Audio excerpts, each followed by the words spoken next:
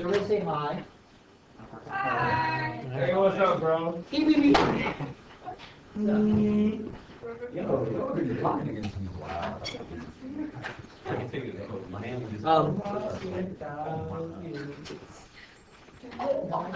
Thing one is a little bit of review of substitution.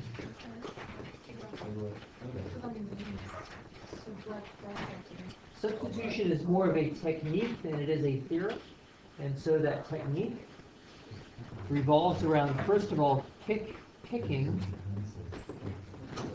a u. And our candidate for u is going, the biggest, most common candidate for u is going to be an inside function.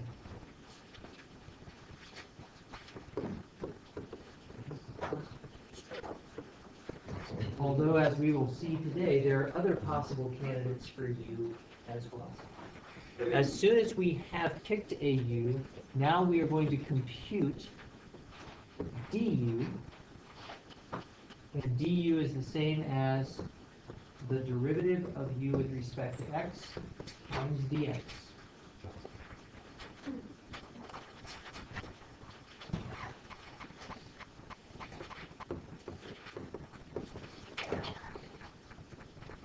Then we're going to go through and replace everything in terms of u.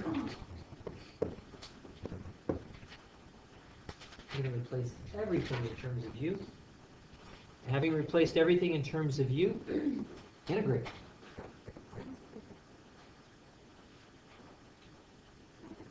And finally,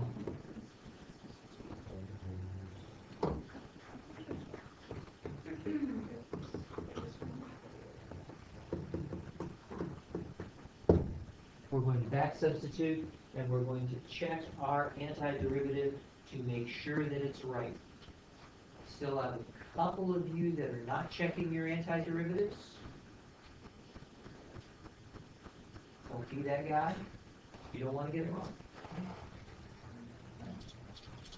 Can we do one more example? We're going to do lots of stuff. So this is our format here. I want you to observe that this process is going to take some practice on your part. Once you practice it a few times, you're going to be comfortable with it because it makes a lot of logical sense. But there are a couple of places where people can kind of come off the rails here. One is you have to make sure you pick the right u. Second of all, you have to make sure that you can do the whole du. And third, people are sometimes, very often, confused about replacing everything in terms of u. If you get this far and you do it well, then integrating is usually fairly easy. So at this time, I'd like to take open the floor for homework questions. Yes? Sure. How does it go? The antiderivative of dx divided by x squared plus 9. Okay. And u equals x divided by 3. Yes. I would consider this one to be a somewhat challenging one, but it's going to operate by the same process that we just talked about. First of all, we identify a u. Hey, they did it for us. Great. Next, we're going to compute a du. What is du equal to? What did you do? I have it as... They told us to. Okay. D.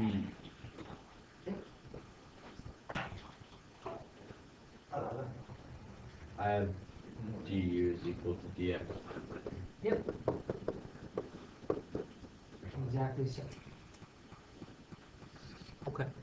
Now, we want to go through and replace everything in terms of u. What I notice here is that I've got a dx, but I don't have a 1/3. So I'm going to need to solve for dx. And dx is equal to 3 du. So I can replace, in my integral, dx with 3 du. Next thing that I notice is that I have an x squared here, but I don't have any x squared over here. So I'm going to need to solve for x, and x is equal to 3.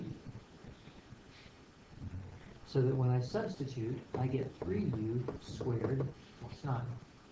Yes? So substituting is the first step.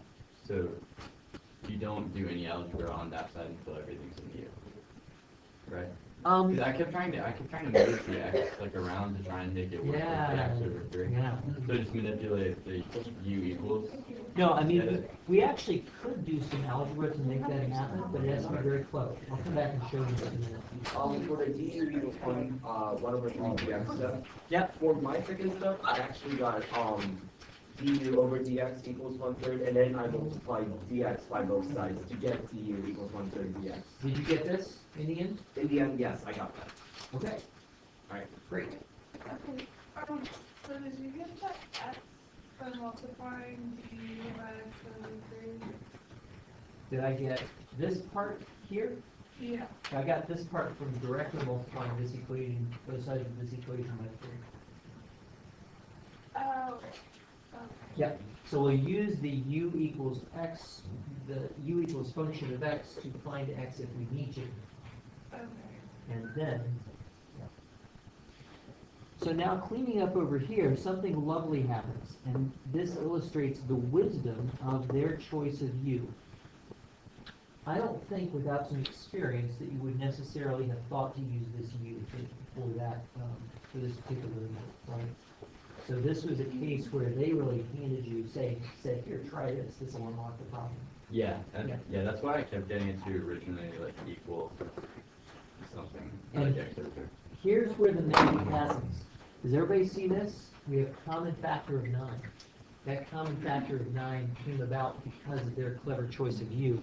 Out comes the 1/9. Also, out comes the 3 in the top. And I now have the antiderivative of 1 over u squared plus 1, which is artan. There you go. Good. You confused me. I was like, you can't get it, but I got you. I got this. Here's the thing. Okay. Finally, we have to. What's our last bit? So just right now. Substitute back in. And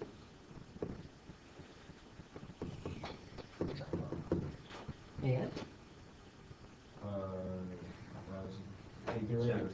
thank you, check. Yep.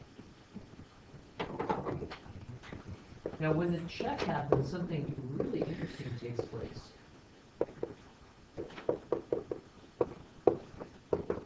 Because at first,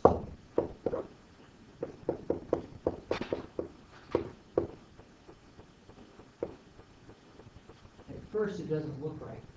Don't forget the derivative of the inside. My inside function is x over 3. And so when I do that check, I need to remember the derivative of the inside. A couple of you were forgetting that on your quiz, and that was messing things up. I'm just confused on how you got the From here to here. Yeah. Yeah. That's just recognizing the antiderivative when you see it. The derivative of arctan u is 1 over 1 plus u squared. Oh, of you. Okay. Yep. Yep. So now as I simplify it, something really interesting that happens, and that is that I get 1/9 times, and then I get this complex fraction, x squared over 9. But when I multiply through, look at that. When you distribute, you get 9 times 1, and you get 9 times x squared over 9 is x squared. And so it all cleans itself up. This was probably the hardest one on last excellent. Now, if you're really comfortable with complex fractions, you could actually do a little bit of algebra to get it into an x over 3 like this. If I divide top and bottom by 9, then when I divide top and bottom by 9, I get x squared over 9 right here, which is the same as x over 3 squared. But that's not at all obvious. Yeah, see, because I don't recommend trying to take that approach. yeah, Instead, solve for x if you need to. yeah. What I tried to do was move the x squared up to the top, but you can't even do that because it's You not. can't, it's back. yeah. Good job, buddy. Okay, good. Other homework questions? Yes, sir. Each one of them? Yeah.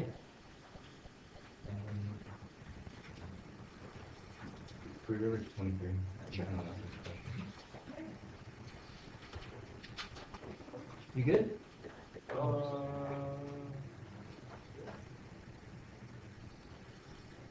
Yes. Okay. 23, how's it going? It's kind of long. The antiderivative of the quantity 1 minus cosine t over 2 in different like differentiate 1 squared the different quantity. Sine t over 2 dt. So, I love problems like this because they look hard, but they're not. Our first thought when we look at this is really awful. Don't we simplify like the 1 minus cosine t over 2 squared into sine squared? Are we able to do that? Careful. Oh, yeah. This is not that. This means multiplying 1 minus cosine times itself, which would give me 1 minus 2 cosine plus cosine squared. Not the same thing.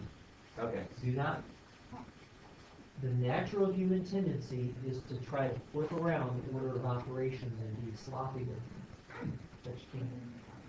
Oh, yeah. do you want to Yeah, what's a U? u equals 1 minus cosine t over 2. I approve. Inside function. Good choice. Now, what's the D?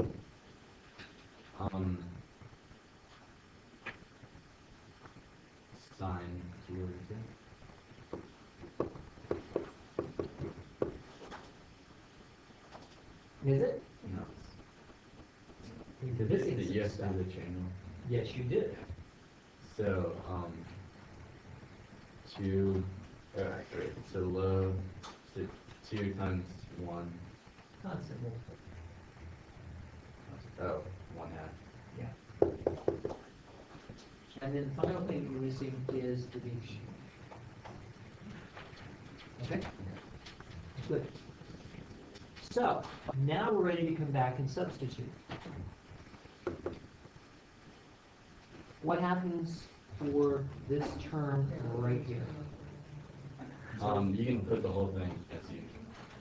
Well, not quite. Well, The whole thing is U squared. Yeah. What happens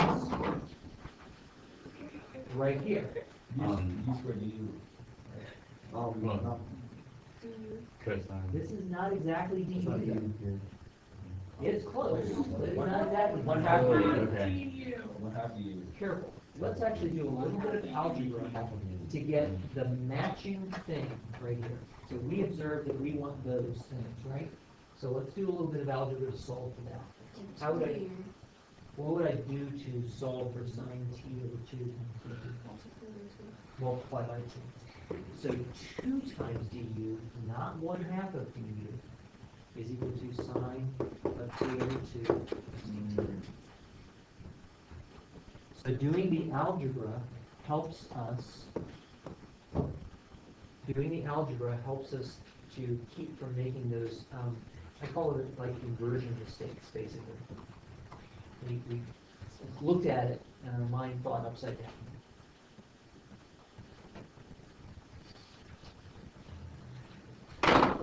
And now we have a delightfully easy antiderivative. Christine, take it away.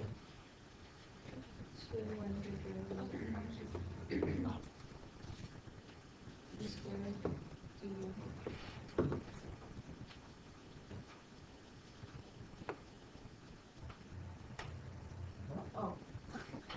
2 over 3 U squared. I mean, cube. Plus C. Okay, what's left to do? Substitute. 2 over 3. 1 minus cosine 2 over 2. Equals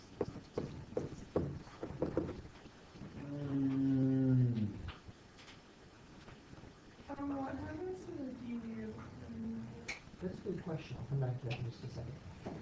Because she's not done yet. Oh,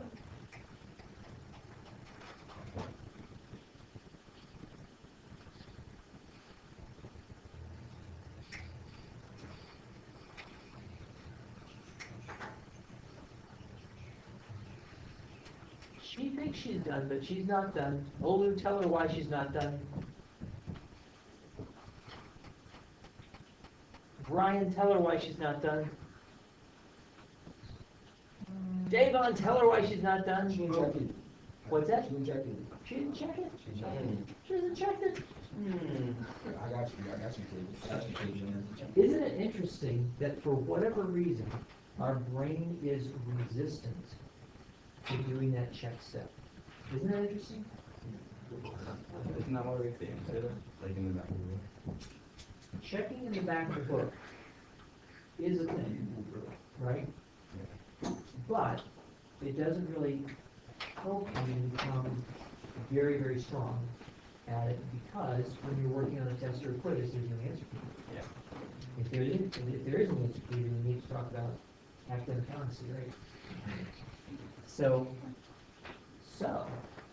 it makes sense that you would check it by taking the derivative here. And what I've suggested to you is that the process of taking that derivative will help the substitution process make more sense to you. So check it by hand. Go.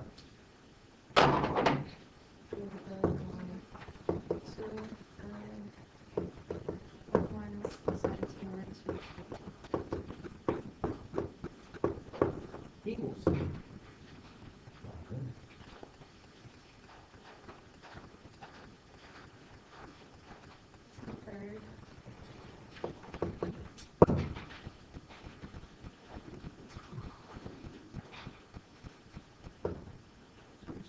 You said 3, and that's correct.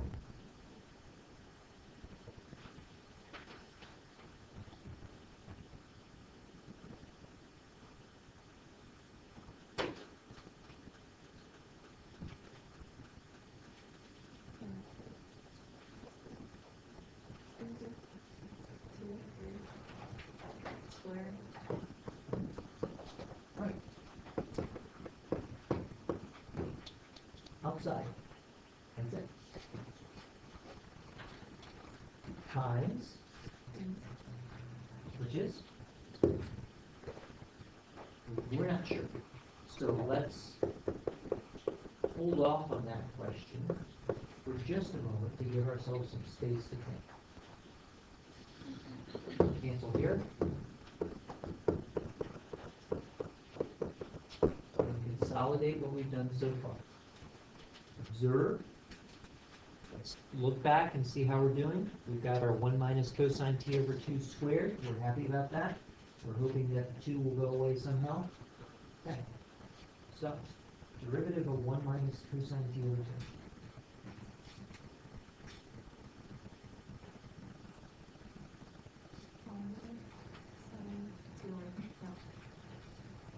Derivative of cosine? Maybe it's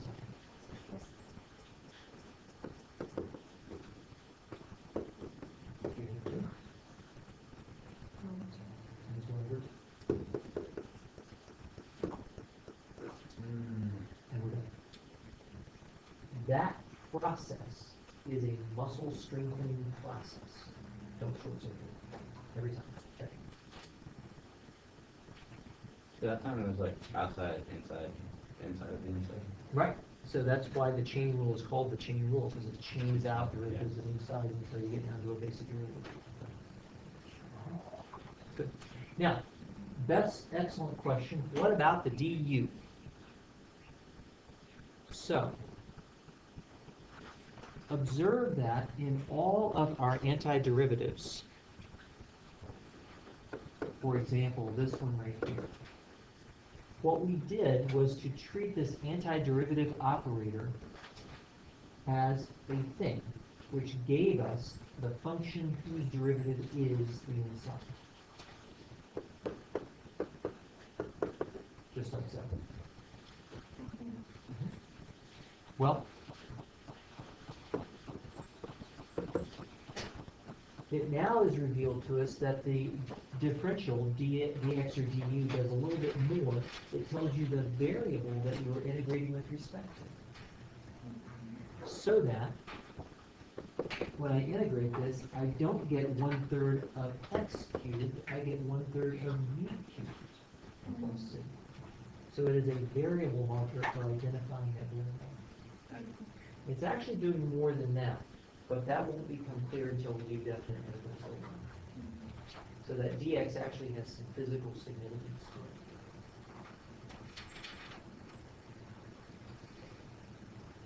it. Okay, good. Any other questions? Any other homework questions? Yes, sir. Could we do number 19, please? Go. So the antiderivative of secant 2x times tan 2x dx. Okay.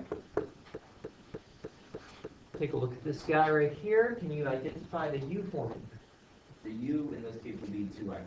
I like that. It's an inside function. Keep going. So then I got du dx equals to 2. So then, what I do? Oh yeah, I multiplied both sides by dx. So I got 2 dx.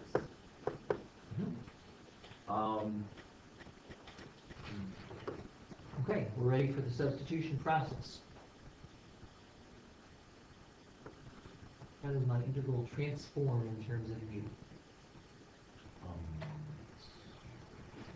It would be secant u tan u. Uh-huh.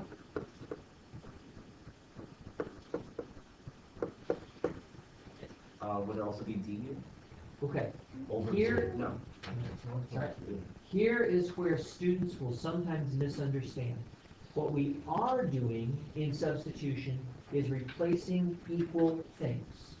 What we are not doing ever is changing one thing into another. So I cannot just take a look at that dx and say, you know what, I don't like that dx, I want it to be a du. Poof, wave my magic wand. That's not what math is, ever. Instead, we are replacing things of equal value. Come back over here to this equation and ask a simple question. What is dx equal to? Dx would be equal to du over 2. Here you go. So I would replace dx with? Du over 2. That's it. Yes. So since we're using dx instead of du, we'll just do du instead of getting dx. I mean, instead of getting du, can we just get dx because it's in the Sure. equation? Yes, absolutely. Right? So you have from here, so you can go straight there if you want to. Right, it's just how it works. Yep. Okay, now carry it home, Adrian. Let's see. So I can take the 1/2 out, which Yep. is a constant. So then 1/2 of the antiderivative, all that. But if you take the antiderivative of what's left inside, you get 1/2 times secant u plus c. There you go. Okay, carry it home. Right, so we have to check it now. Not quite. What do you have to do first before checking? Oh, plug back in the u. Yep, go. So the 1/2 secant 2x plus c. And you know, check. Will we ever have to find the seat? They get, what if they get like coordinates or something? Right, so we would have to have additional information to find the sequence. At this point, we're just focusing on the substitution process. Go ahead.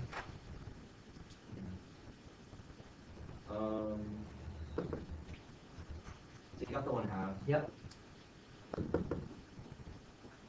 Take the derivative of secant 2x, which is secant 2x times tan 2x. Then take the derivative of the inside, which is 2. And we try. Yay. That's it. Okay. Let us consider one particular case of substitution that shows up a whole lot.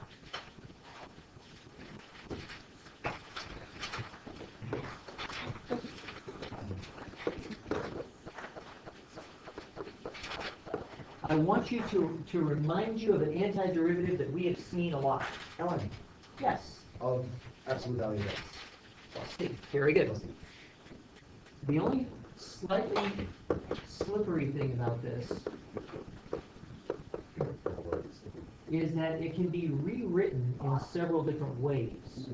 Students are sometimes confused by this. So observe the way that we can write it like this. When I write it like this, I see that it is my one exception to the power rule, because we cannot divide by 0. And I can also write it like this. Students will sometimes wonder if these two are the same, and of course they are. And all of these, we call this the log form. And the log form shows up, I can't tell you how much in math. The reason the natural log is used so widely is because of this antiderivative right here. So let me show you some circumstances in which it would appear. Start with a simple one.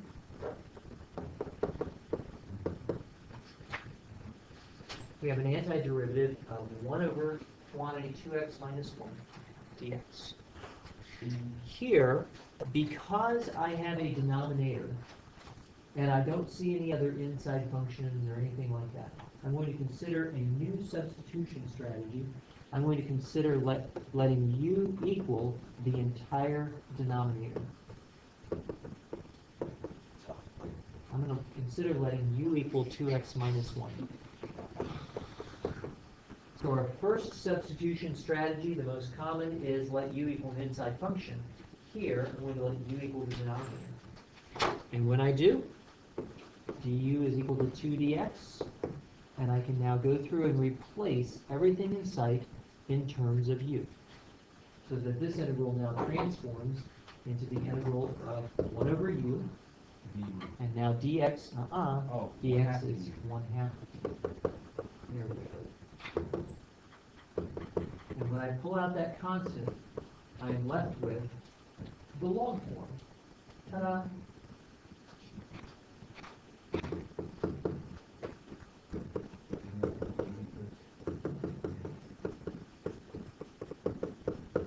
Back substitute.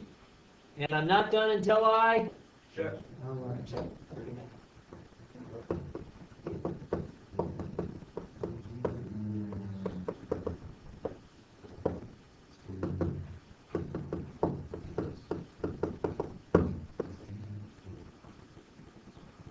Times the derivative of the inside. So chain rule is really important. Go back.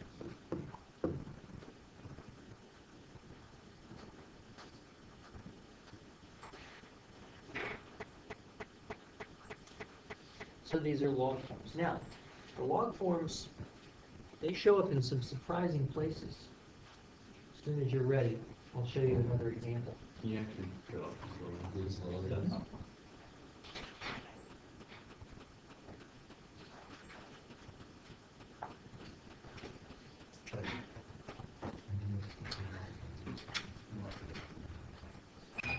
you scroll down a little, please?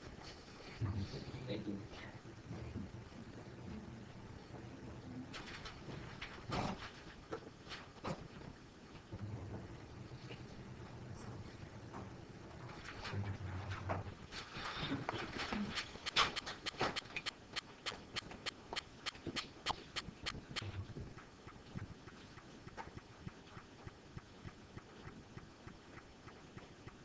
I like this a lot. Good. Yeah, that makes it C theta is the whole denominator. Yeah. Yep. Let me show you one additional one. Okay. Now our first thought when we see the x squared plus 1 in the denominator is, ooh, arctan. Wait, hang on. The derivative of arctan is 1 over 1 x squared plus 1. This is not that. So I think, okay, not arctan. Can I do something else with it? Let me consider the substitution. U equals the entire denominator.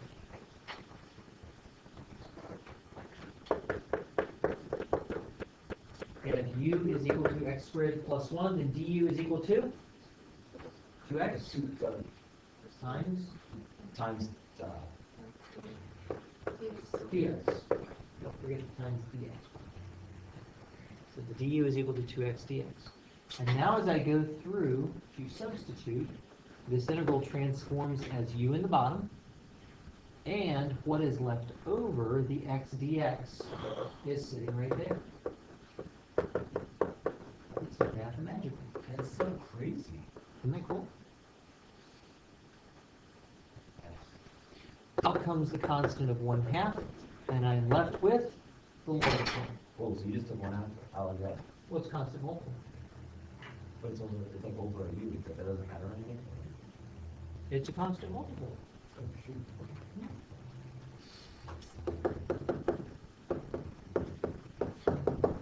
And we're done.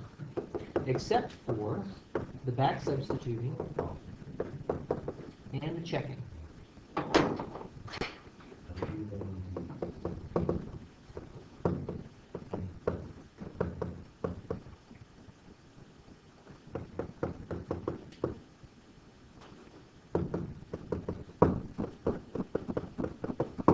Times the derivative of the inside, which is 2x. And it all checks out. Now, if you were to evaluate this and look in the back, you would probably see this answer right here. And at first it seems like it's a strange thing that they did. Looks like they just arbitrarily and gratuitously dropped the absolute value signs. They didn't. Tell me about x squared plus 1 and its range. The minimum is 1, which is always positive. So the absolute value of x squared plus 1 is x squared plus 1. Yes, sir. Du over u, Keep in mind that du over u is nothing more than 1 over u times du. that's what I had. Yep. Let me show you one more that's even a little bit more surprising.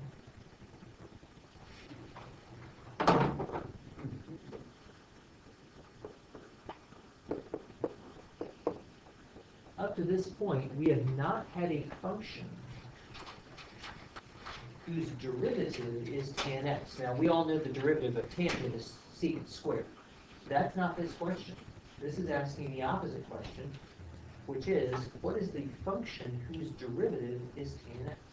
And we don't know, because we don't have any derivative rules that give us tan x as the result.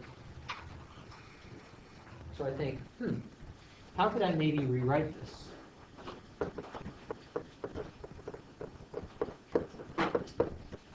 How about something like that? That can maybe work.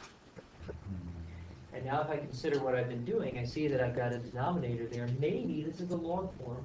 Let me let u equal the denominator.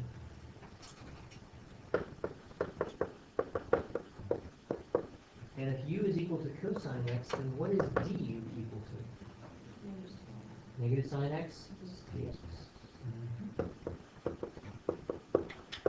Would you look at that? It's sitting right there. It's not negative. Well, not. It's not negative. I need it to be. Yeah. But I can fix. And so now, when I replace with everything in terms of u, I've got myself a long form. Wait, that's negative ln. Yeah. Isn't that cool?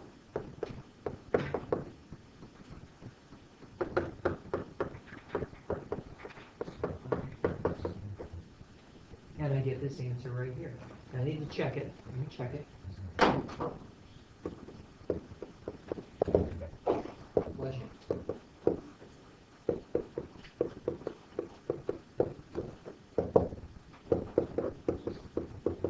Times the derivative of the inside.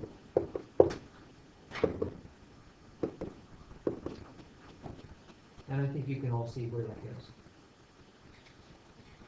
Now, interestingly, if you look on a table of antiderivatives, they will write the integral of tan x in a slightly different form. They'll write it as the natural log of secant x. And you look at that and you go, huh? what just happened there. So let's consider how log properties transform this, because this is multiplying by -1, right? And we all know that m times the log of something is equal to log of something to the m power. So this is the same as the log of the absolute value of cosine x to the -1 power, or in other words, the log of 1 over cosine x, or in other words, the log of secant x. And this right here is the preferred form for writing the antiderivative of tangent, because it parallels the fact that the derivative of tangent is secant squared. So it helps the memory a little bit. How'd you get -1 again? Both of those are right, though, right? Both of these are right. All the cool mathematicians do this. Wait, why is that on outside of the ring? The -1 to the -1? Yep. Yeah, why is that outside of it? Well, remember our log property. Yeah.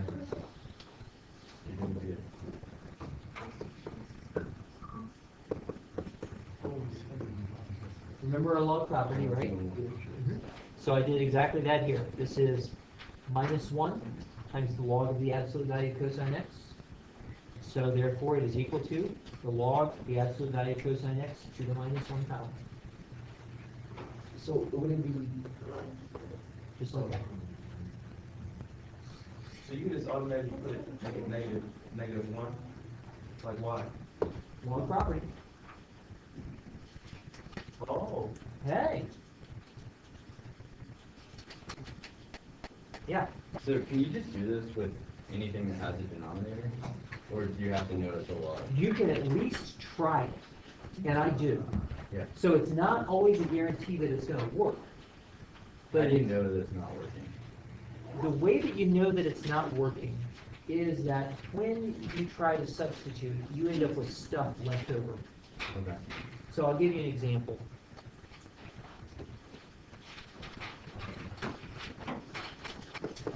We've actually done this antiderivative before, and we know how to do it. Write that as cosine over sine, that's 1 over sine, which is cotangent cosecant, which gives me negative cosecant. Okay, so that's the right way to do that. But since I'm so happy about the denominator idea, maybe I look at this and my first thought is log form. Okay. Doesn't hurt to try it. Let u equal the whole denominator. When I find du, I get the derivative of sine squared as outside, inside, times dx. And I consider what I have here, and this gives me u squared in the bottom, but this particle right here is not that. Okay. Yeah. Yeah. And so I say that the substitution really fails at this point. I could try to make it work by saying, well, that's the same as u, that's du right there. So I could actually come back and do like u du times a half or something Wait, how like is that. But it, sine squared x is equal to sine? what's that? Sine squared x is equal to sine? No. The derivative, oh, right. So that's not even u, that's the square root of u. Yeah. So it would be just really gross. Yeah. Yeah, I even lost track of what I was doing. So what I do to evaluate the quality of my substitution is to compute the du. And if at that point it isn't working, then I just fail. And then I don't completely exit out. I kind of hold it in reserve. If other things don't work, I come back and say, maybe I'll keep going with this. Okay. Let me show you one instance where substitution is useful, but it's not necessarily obvious. This will be our last one for today.